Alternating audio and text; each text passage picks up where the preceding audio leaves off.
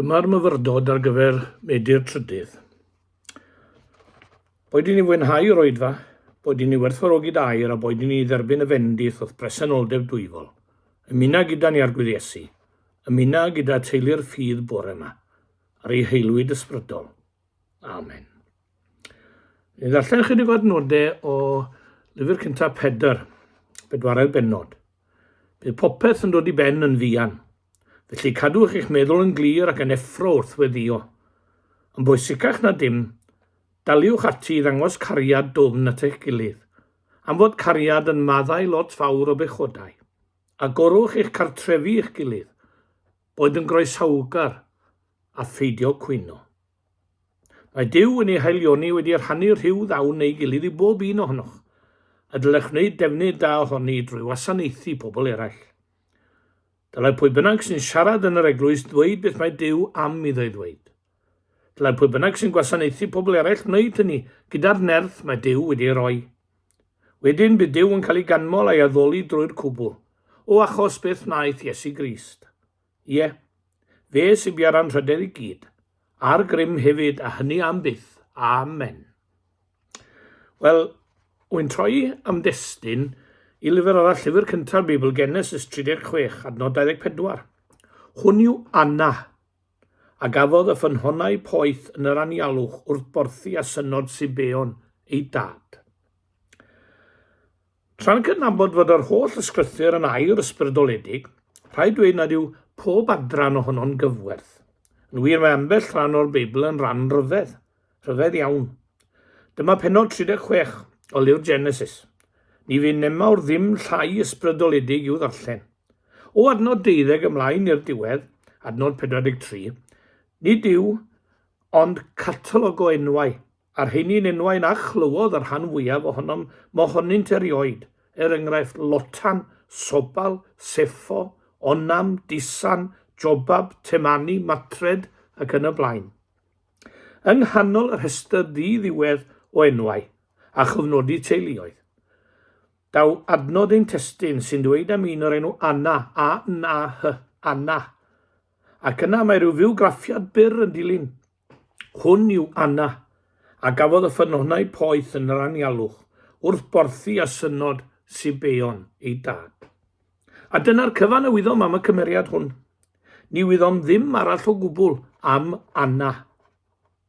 Mae'n rhaid fod y ffynhonau poeth hyn yn enwog, neu ni fyddai ysgrifennydd llyfr Genesis wedi oedi sôn amdanynt. Yr argraff bod dyn yn gael wrth ddarllen y bennod yw ei fod yn rhithro drwy'r enwau ac yn sydyn yn oedi gan roi'r cofnodiad am y ffynhonau poeth. Tybed, wel fe dybyr ac wedi gwir mae'r rhain yw'r ffynhonau poeth sydd hyd heddiw ger Tiberias. Mae'n mor dwym fel na allech roi eich llaw ynddynt. Rhoed gwerth anynt. Nid yn unig am ei bod yn dwym, ond am bod gwerth iachusol iddynt hefyd. Felly, na wyddom ddim arall am Anah, enillodd enwogrwydd am ei ddarganfu'r ffynhonau arbennig hyn. Tebyg ei fod yn ymfalchion i ddarganfyddiad ac iddo ddweud lawer tro sut y bu hynny. Mynd ymlaen am gwaith yn dawel yr oeddwn a baglais ar draws garreg, mi symudais i, a dechreuodd bwrlwm o ddŵr neu fersiwn arall, mynd ar ôl un o'r asynod ymhlith y creigiau a dod o hyd i'r ffynhonau ymhlith y creigiau. Neu chwilio am ddŵr yr oeddwn i'r asynod, ond darganfod dŵr twym nid oer a wneithym. Sut bynnag y bu, beth bynnag ei stori, roedden ni hadrodd hi mor aml, nes y deithbyd i'w adnabod fel Anah a ddarganfu y ffynhonau poeth. Nawr mae un o ddau o bethau gwerth sylwi arnynt yn ei stori. Ar ddamwain y bydd o'n wneud i ddarganfyddiad. Wedodd e ddim mi ai'r anialwch i chwilio am ffynhonau poeth. Neud rhywbeth arall roedd e, gwarchod a synod ac yn ddamweiniol hollol y darganfu'r ffynhonau. Bron iawn allan dweud mae baglu ar draws darganfyddiad mwyaf oes a wnaeth e. Ond damwain neu beidio, yr oedd Anah yn ddigon doeth i sylweddoli gwerth yr hyn a ddarganfu. A chi'n gwybod, fel na mae'n aml mewn bywyd. Nid oedd Sir Alexander Fleming yn chwilio am benicillin. Ar drywydd arall yr oedd e, ond ar ddamwain, fel petai, daeth ar draws penicillin, ac roedd yn ddigon mawr i sylweddoli gwerth a phwysigrwydd yr hyn a gafodd hyd iddo. Un o'r darganfyddiadau mwyaf o wnaed y myd efrydiau Beiblaidd oedd darganfod y Dead Sea Scrolls. Nid archeolegydd yn twrio a chwilio amdanynt eu cafodd, ond bugail bach syml a daflodd garreg i mewn i ogof. Cyflawni gwaith arall yr oedd, ac ar ddamwain, darganfu sgroliau'r môr marw, a sylwedd olau'r bugail bach fod yna rhywbeth sylweddol ynglyn â'r hyn a ddarganfu, fel Anah a'i ffynhonau poeth. Felly hefyd Alexander Fleming a'r penicillin, felly oedd hanes y bugail syml a sgroliau'r môr marw. Darganfod yn ddamweiniol.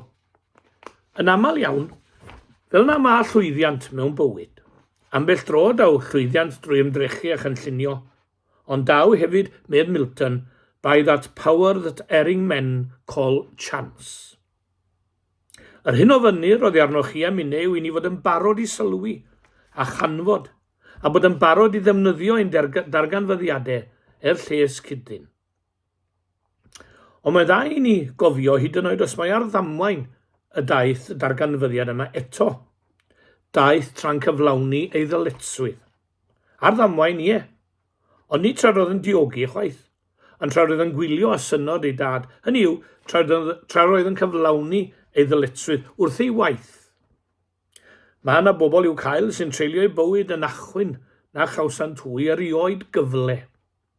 Safant yn ei hunfan, gorweddant i lawr i achwyn, tra mae eraill yn cerdded ymlaen ar y ffordd lle mae cyfle'n dod.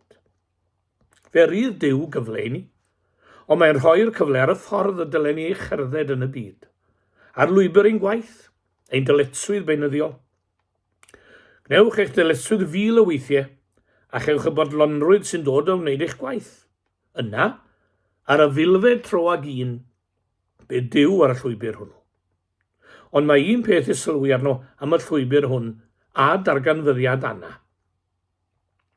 Daeth cyfle a darganfyddiad Anah iddo tra'n cerdded llwybr dyletswydd, a hwnnw'n hen ddyletswydd diflas ac un donog. Gwylio a gwarchod a synod dyn arall. Dyna ddyletswydd ddiflas. Roedd rhaid i rywun wneud y gwaith diflas un donog hwnnw, ond dyna pryd y darganfu Anah y ffynhonau yn yr anialwch. Sawl tro ar adrodda'r Beibl am rai yn dilyn hen waith beunyddiol diflas ac ar y llwybr hwnnw y daeth ei cyfle mawr. Ond nid wrth chwilio am y synod ei dad y gafodd Saul deyrnas a gorsedd, bugeiliad yn aros yn y maes liw nos ac yn gwylio ei defaid gafodd y neges am eni ceidwad dyn. Tra wrthi'n cyfeirio i'r hwydau, hen waith diflas, wrth môr Galilea, cafodd yr hen bysgotwyr hynny ei galw gan yr Iesu. Mathew wrth y dollfa pan gafodd ei alw. Dilyn ein gorchwilion o ddydd i ddydd y byddwn ni. Dim yn arbennig iddynt, yn wir hymdrym iawn yw ein gwaith felly.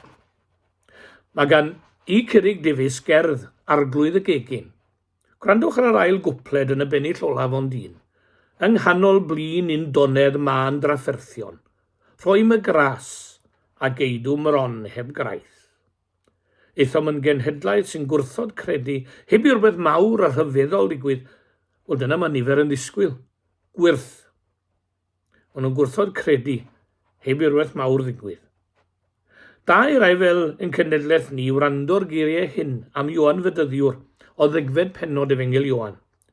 Ioan, yn wir ni wnaeth un arwydd yn i'w gwyrth, ond yr holl bethau y ddywedodd Ioan am Iesu oedd wir, a llawer yno a gredasant. Mae yna lawer i athro neu athrawes ysgol Sul, na fyddant wedi gwneud gwirthiau byth, ond bydd ei geiriau, ei fforddiant, ei gwersi yn aros yn fendith. Dywedir wrthym hyd yn oed os yw crefydd gyfun drefnol ar drai a capelin gwacau, fod yna chwilio am Dduw. Mae'n amlwg i mi fod y peth yn poeni rhai anffyddwyr gan ei bod yn teimlo'r angen i geisio gwneud hwyl am ein penne trwy'r amser. Yn y chwilio yma, fe'n cyfeirir ni at grefyddau cyfriniol y dwyrain ers blynyddoedd lawer. Mi ganodd y Beatles am y Maharishi, beth am y Bahai a'r Moonies. nid mewn crefyddau newydd, nid mewn seremoniau'r rhyfedd, nid mewn defodau cymleth y ceir Duw. Nid yw yn y rigmar ôl. Mae ef yw gael ar ein llwybrau beunyddiol. Llwybr codi'r groes a dilyn ymlaen. O sawn ymlaen a dyled swyddau gan wneud da, gwrddwn i fe. Fel hyn y mae adnod 20 o'r 19 bennod o Efengyl Mathew yn darllen. Canis lle mae 2 neu 3 wedi ymgynnull yn fe enw i, yno rydwyf yn ei canolbwynt.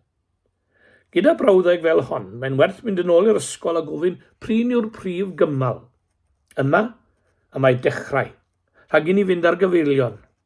Y prif gymal yw yno y rydwyf. Dyma gymal canolog ein ffydd, yma y rydwyf, yno y rydwyf. Felly heddiw, os ydych yn hapus dros ben, yno y rydwyf, meddai Iesu. Os ydych yn fodlon dawel eich byd, yno y rydwyf. Os yw bywyd fel Rubik's Cube heb ei orffen, yno y rydwyf. Ar eich llwybrau beunyddiol, yno y rydwyf. Ond os ydych yn teimlo fel darn o mecano mewn llon bocs o Lego, yno rydwyf hefyd, meddai'r Iesu. Os ydych yn gweld y byd yn llwch i gyd, yno rydwyf.